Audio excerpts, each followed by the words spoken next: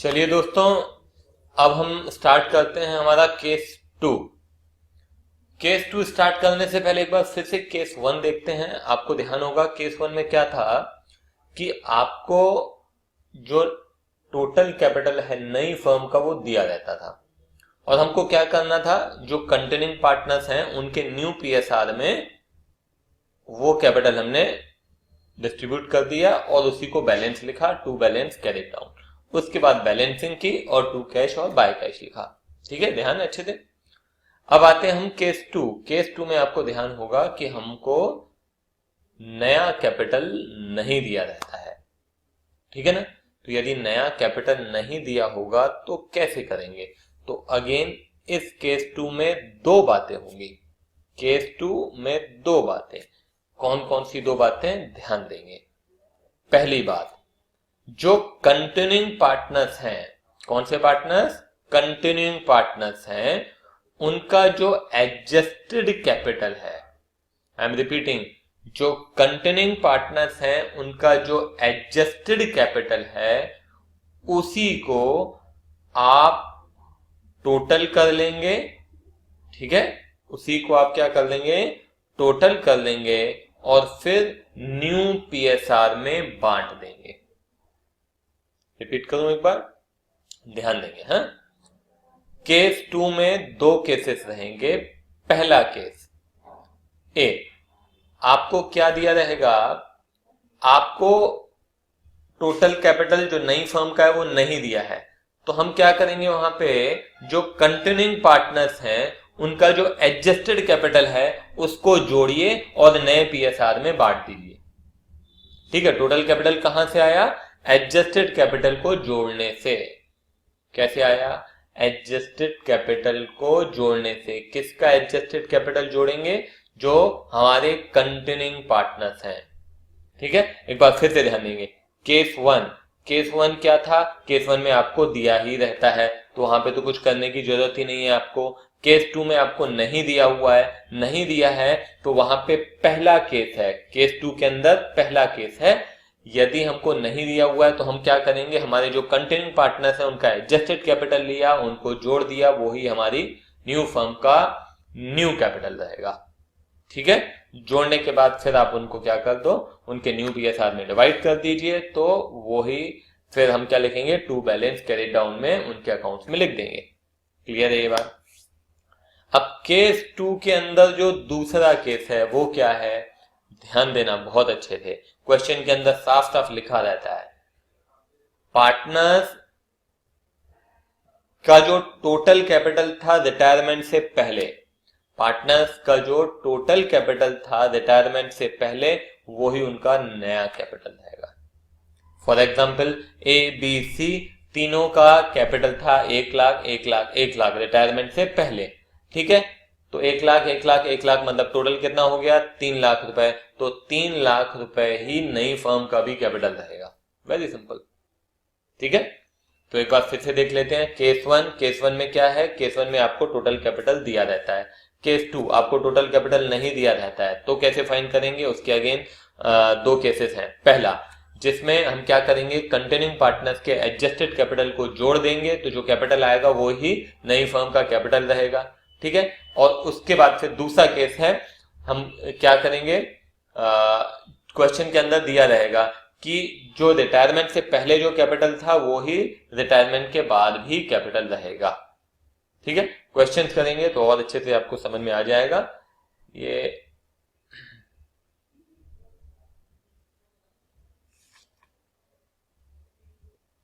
इसको आप note down कर लीजिए। देखिए साफ साफ लिखा है, when total capital of new firm is not given, तो उसके अंदर पहला है ये आपका ए, when adjusted capital of containing partners will be in new PSR, adjusted capital of containing partners will be in new PSR। और दूसरा बोलता है when total capital of the new firm will be same as before retirement, तो ये हो गया आपका case B. ठीक है, सिंपल है।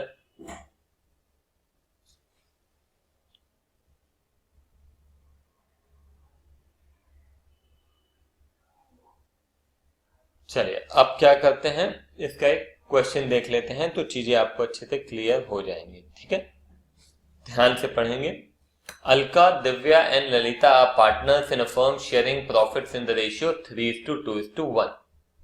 ठीक है, Divya retires after making all adjustments relating to revaluation, goodwill and accumulated profit etc. The capital accounts of Alka and Lalita showed a credit balance of 1,60,000 and 80,000। ये जो कैपिटल दिए हुए हैं अलका और ललिता को, इसी को हम बोलते हैं एडजस्टेड कैपिटल, है ना। ये रिवैल्यूएशन, गुडविल, प्रॉफिट और रिजर्व्स वगैरह सब देने के बाद जो कैपिटल आता है that is called adjusted capital. तो हमारा एडजस्टेड कैपिटल इन दोनों पार्टनर्स का दिया हुआ है। अब बोलता है it was decided to adjust the capital of Alka and Lalita in the new PSR.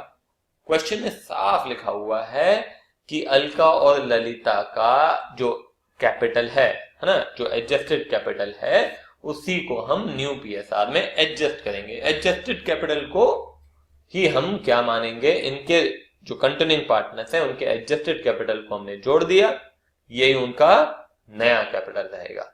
ठीक है, you are required to calculate the new capital of the partners and record necessary journal entry for bringing in or withdrawal of necessary amounts involved।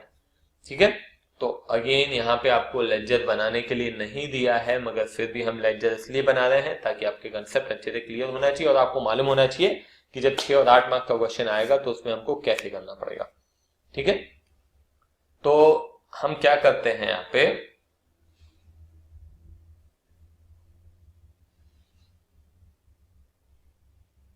सबसे पहले हम यहाँ पे इनके balance लिख लेते हैं। बाय बैलेंस कैरी डाउन, है ना, ये समझाने के लिए है खाली।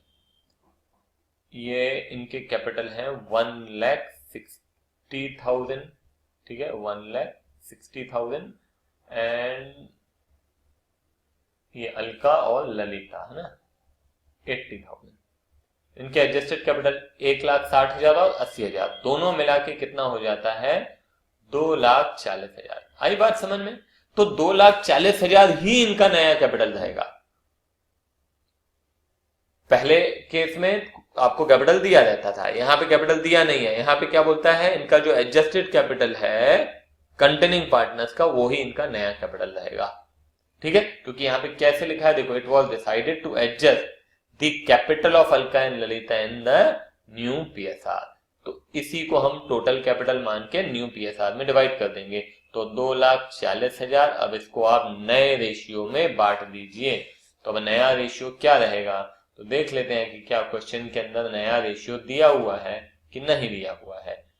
कौन रिटायर हो रहा है, दिव्या। ठीक है, यहाँ पे कहीं भी नया रेशियो नहीं दिया हुआ है। इसका मतलब ये है आपको न्यू रेशियो फाइंड करने की जरूरत नहीं है, बहुत सिंपल है। दिव्या का रिटायरमेंट अगर हो रहा है, ठीक है, तो अलका और ललिता का जो नया रेशियो रहेगा वो रहेगा 3:1। तो आप क्या करेंगे, 2,40,000 को 3:1 में डिवाइड कर देंगे। तो 3:1 में अगर डिवाइड करते हैं तो ये हो जाएगा 1,80,000 और ये हो जाएगा 60,000। तो इसको क्या कहते हैं हम, यहाँ पे आपको अच्छे से मालूम है, टू बैलेंस कैरी डाउन। ये लिख दिया हमने 1,80,000 और ये हमने लिख दिया 60,000। ठीक है, ये लिखने के बाद आपको क्या करना है, खाली बैलेंसिंग करना है। तो हम बैलेंसिंग करेंगे तो हम यहाँ लिखेंगे बाय कैश कितना 20,000 और यहाँ पे हम लिखेंगे टू कैश 20,000। ठीक है, मतलब ललिता को हमको पैसे देने पड़ेंगे 20,000। ठीक है, और हमको अलका से 20,000 रुपए मिलेंगे। तो एंट्री क्या हो जाएगी यहाँ पे बताइए, यहाँ पे एंट्री हो जाएगी कैश अकाउंट डेबिट, ठीक है, टू अलका, ठीक है, कितना 20,000 और आपको ललिता को आप पैसे दे रहे हैं 20,000। तो ललिता टू कैश 20,000, ये आपकी जनरल एंट्री है। सिंपल है, ठीक है, समझ में आया, क्लियर है, वेरी सिंपल। इसको आप नोट डाउन करें, फिर अगले क्वेश्चन की तरफ बढ़ते हैं। चलिए, आपके सामने अब ये केस 2 का एक और क्वेश्चन हम देख रहे हैं, जो कि थोड़ा बड़ा क्वेश्चन है ठीक है, केस 2 में भी जो पहला वाला था जिसमें हमको क्या करना है, कंटेनिंग पार्टनर्स के एडजस्टेड कैपिटल को ही टोटल कैपिटल लेना है। ठीक है, तो यहाँ पे ये कंसेप्ट और अच्छे से आपको समझ में आएगा। ठीक है, पहले क्वेश्चन पढ़ लेते हैं, क्या बोलता है। Anmol, Bharti and Chandu were partners in a firm sharing profits in the ratio 1/2, 1/3 and 1/6, मतलब 3:2:1. Chandu retired on 1st April 2017. The balance sheet of the firm on the date of Chandu's retirement was as follows. तो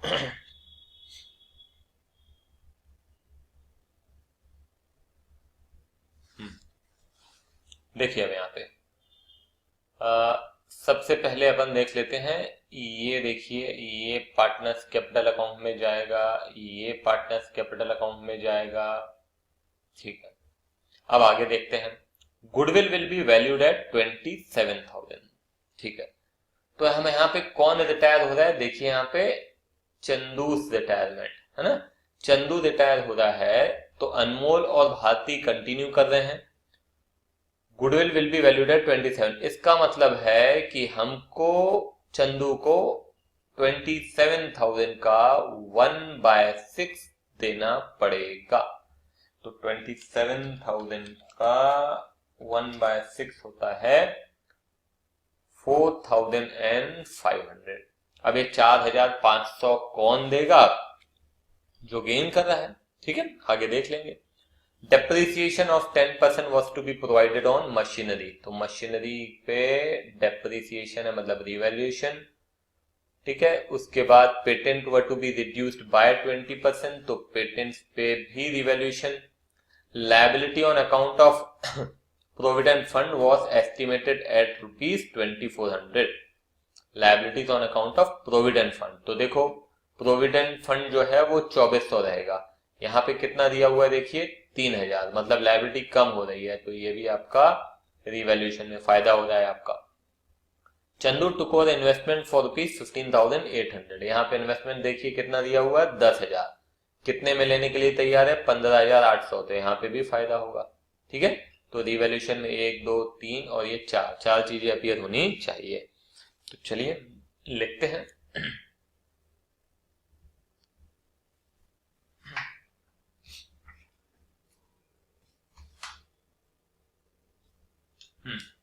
तो सबसे पहले दिया हुआ है depreciation 10% on machinery, है ना, और हमारी जो मशीनरी है वो है 48,000, तो 48,000 तो हम यहाँ पे लिखेंगे टू मशीनरी।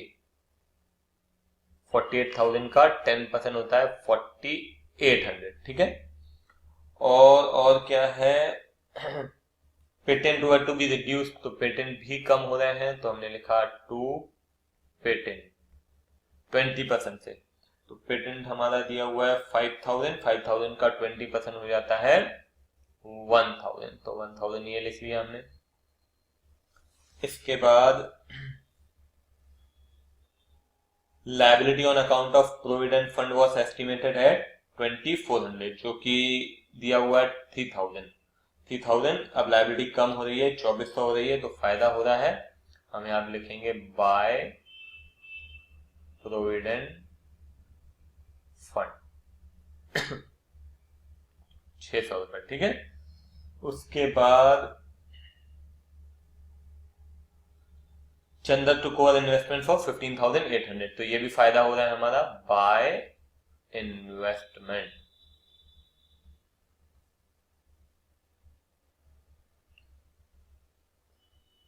ठीक है, चंदू ने ले लिया इन्वेस्टमेंट 15,800, मतलब 5,800 का फायदा। क्लियर है, अब यहाँ पे आप टोटल कीजिए और लिखिए 2 अनमोल, भारती एंड चंदू। अनमोल, तो यहाँ पे हम लिखेंगे 2 प्रॉफिट्स। टोटल कीजिए, देखिए कितना आता है,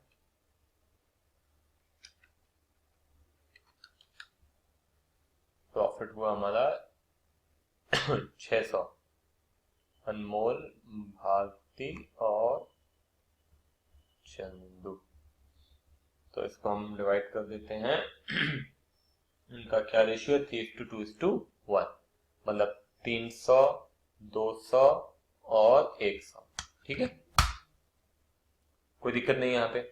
अब सीधे हम चलते हैं पार्टनर्स कैपिटल अकाउंट में। ध्यान देंगे सबसे पहले बाय बैलेंस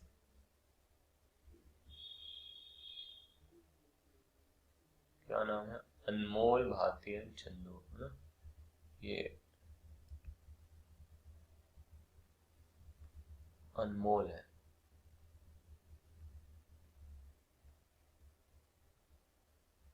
ठीक है, अनमोल, भारती एंड चंदू। ठीक है, तो अब यहाँ पे इनके बैलेंसेस कितने कितने हैं? 40,000, 36,500 और 20,000। ठीक है, अब बैलेंस शीट में और क्या क्या दिया हुआ है देखिए जरा। जनरल रिजर्व दिया हुआ है, तो जनरल रिजर्व बांट देते हैं। जनरल रिजर्व, ठीक है, तो 4,500, 3,000 और 1,500, ये हो गया आपका जनरल रिजर्व। इसके बाद रिवैल्यूएशन का भी प्रॉफिट देखा हमने। रिवैल्यूएशन का प्रॉफिट हुआ, कितना हुआ रिवैल्यूएशन का प्रॉफिट? 300, 200 और 100।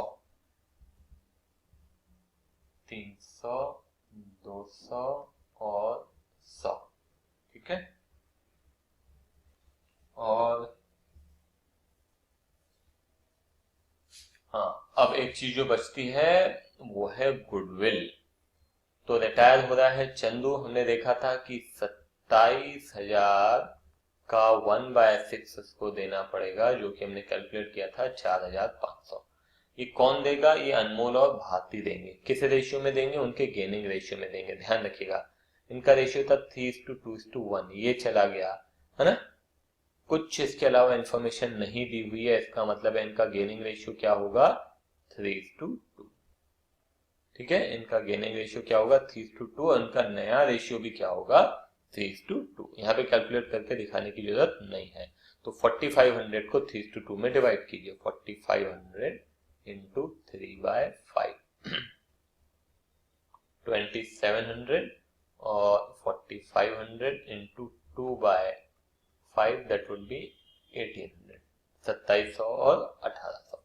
ठीक है, तो चंदू को 2700 मिल जाएगा अनमोल से, ठीक है, और 1800 मिल जाएगा भारती से।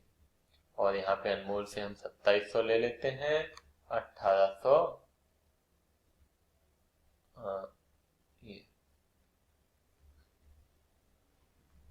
ठीक है, चंदू। ठीक है, अब और कुछ देना है क्या? एक बार देख लीजिए आप अच्छे से। हमने रिवॉल्यूशन भी बांट दिया।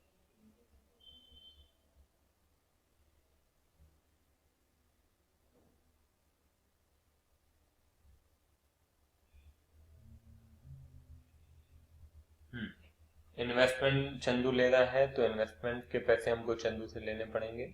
इन्वेस्टमेंट कितना? 15,800। और कोई इंफॉर्मेशन दी हुई है? नहीं। ठीक है, अब ध्यान देना बहुत अच्छे से। एक काम करो, पहले तो इसको रब कर लेते हैं हम।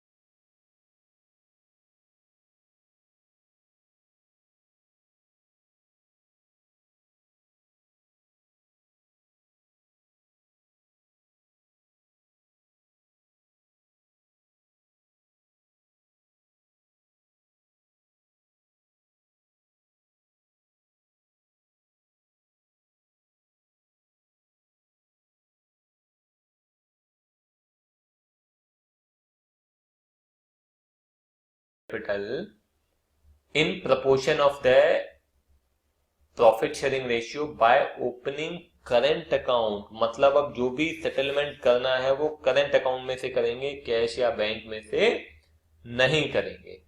तो आप बोलेंगे सर इसका मतलब क्या हुआ? अरे इसका मतलब ये हुआ कि आपको टू कैश बाय कैश नहीं लिखना है, बल्कि टू करेंट अकाउंट और बाय करेंट अकाउंट लिखना है। दैट सिंपल, और कुछ थोड़ी करना है। मतलब यहाँ पे आप किसका बना रहे हैं? ये भारती का बना रहे हैं, तो आप लिखेंगे टू भारती करेंट अकाउंट। ऐसे यहाँ पे नहीं लिखना है, वैसे ध्यान रखना है, जगह नहीं है। तो और यहाँ पे लिखेंगे बाय अनमोल करेंट अकाउंट। आई बात समझ में? कैश की जगह करेंट अकाउंट, दैट्स ऑल। बहुत सिंपल, ठीक है, समझ में आया? हाँ, एक बार समराइज कर रहा हूं। क्या था? केस 1 आपको कैपिटल दिया रहता है, केस 2 आपको कैपिटल नहीं दिया रहता है। तो क्या करेंगे? केस 2 में भी दो केसेस है। पहला जिसमें कि हमको क्या करना है, हमारे जो कंटेनिंग पार्टनर्स हैं उनका जो एडजस्टेड कैपिटल है उसको टोटल करेंगे, वो ही नया कैपिटल माना जाएगा, ठीक है। और केस 2 का जो दूसरा केस है उसमें क्या रहता है, जो आपका रिटायरमेंट से पहले का कैपिटल है उसी को नया कैपिटल माना जाता है, जिसका क्वेश्चन हमने अभी तक नहीं देखा है, ठीक है। इसको आप पहले कर लें, फिर आगे हम उन क्वेश्चन को भी डील करेंगे, ठीक है। फिलहाल के लिए इतना काफी है। Bye bye.